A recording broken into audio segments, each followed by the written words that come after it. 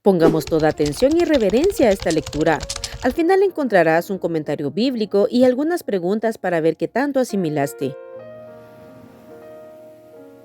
Primera de Pedro 4. Buenos administradores de la gracia de Dios.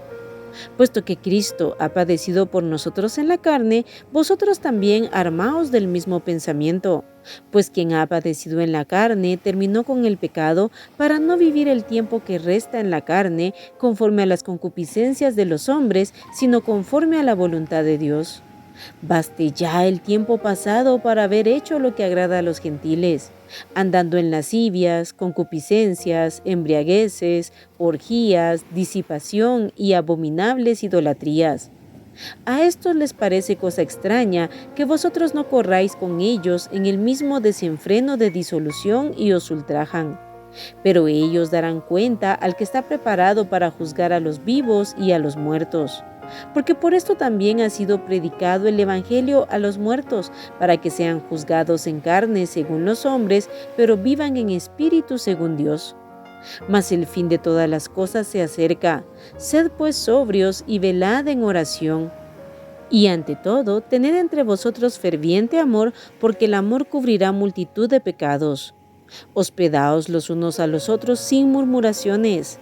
Cada uno, según el don que ha recibido, ministrelo a los otros, como buenos administradores de la multiforme gracia de Dios. Si alguno habla, hable conforme a las palabras de Dios. Si alguno ministra, ministre conforme al poder que Dios da, para que en todo sea Dios glorificado por Jesucristo, a quien pertenecen la gloria y el imperio por los siglos de los siglos. Amén. Padeciendo como cristianos. Amados, no os sorprendáis del fuego de prueba que os ha sobrevenido, como si alguna cosa extraña os aconteciese, sino gozaos por cuanto sois participantes de los padecimientos de Cristo, para que también en la revelación de su gloria os gocéis con gran alegría. Si sois vituperados por el nombre de Cristo, sois bienaventurados, porque el glorioso Espíritu de Dios reposa sobre vosotros. Ciertamente de parte de ellos Él es blasfemado, pero por vosotros es glorificado. Así que ninguno de vosotros padezca como homicida, o ladrón, o malhechor, o por entremeterse en lo ajeno. Pero si alguno padece como cristiano, no se avergüence, sino glorifique a Dios por ello. Porque es tiempo de que el juicio comience por la casa de Dios. Y si primero comienza por nosotros, ¿cuál será el fin de aquellos que no obedecen al Evangelio de Dios?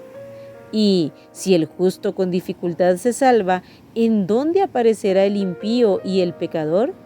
De modo que los que padecen según la voluntad de Dios encomienden sus almas al fiel Creador y hagan el bien.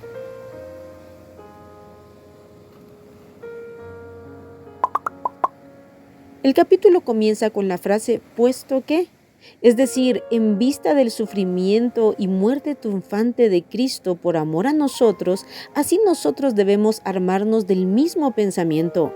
Por amor a Él debemos morir y hacer morir los deseos de la carne, las concupiscencias y todo tipo de pecado. Cuando la gente a nuestro alrededor ve que nosotros no vivimos en el mismo desenfreno, a ellos les va a extrañar. Y claro, nos van a maltratar. Los que recibieron esta carta estaban padeciendo muchísimo como cristianos, como hijos de Dios. Pero Pedro les recuerda que aquellos que les han ultrajado e incluso matado, ellos darán cuenta a Dios de sus vidas. Y cada uno de nosotros como cristianos también daremos cuenta de la nuestra. Por lo que vale la pena ser fieles a Dios aún en medio de los ambientes más hostiles a los que nos enfrentemos. El verso 6 es un versículo que muchas veces no se entiende.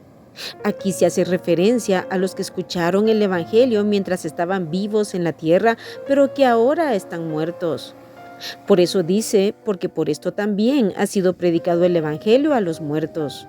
Ellos oyeron el Evangelio y creyeron, y aunque ya han muerto, que muy probablemente en ese tiempo habían muerto por su fe y la causa de Cristo, ahora viven con Dios.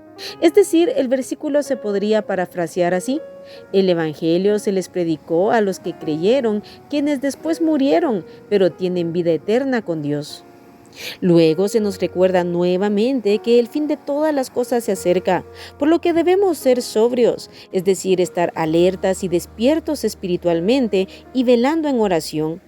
Mientras vivimos vidas que agraden a Dios, viviendo en amor puro y sincero con los demás y siendo fieles administradores de la gracia de Dios derramada a cada vida para su servicio.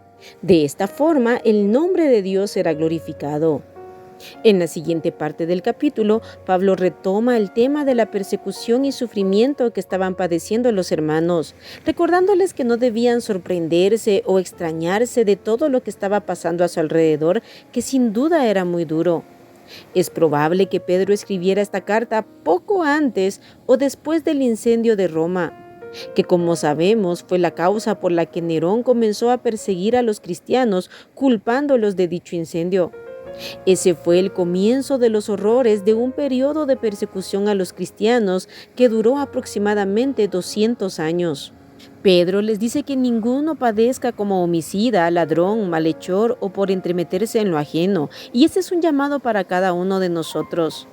A veces pensamos que estamos sufriendo como cristianos, pero no es así, sino estamos sufriendo por ser chismosos, mentirosos, ladrones o por cometer pecado o malas decisiones. Debemos estar seguros que si hay sufrimiento y persecución, sea realmente por la causa de Cristo, por ser fieles a Él y a su palabra, por vivir como luz en medio de las tinieblas, por ser la sal de la tierra, por no vivir conforme a este mundo, por obedecer a Dios.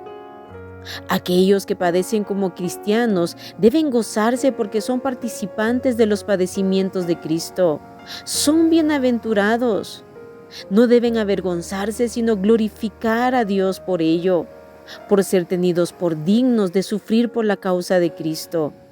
El capítulo termina con estas palabras: de modo que los que padecen según la voluntad de Dios encomienden sus almas al fiel Creador y hagan el bien.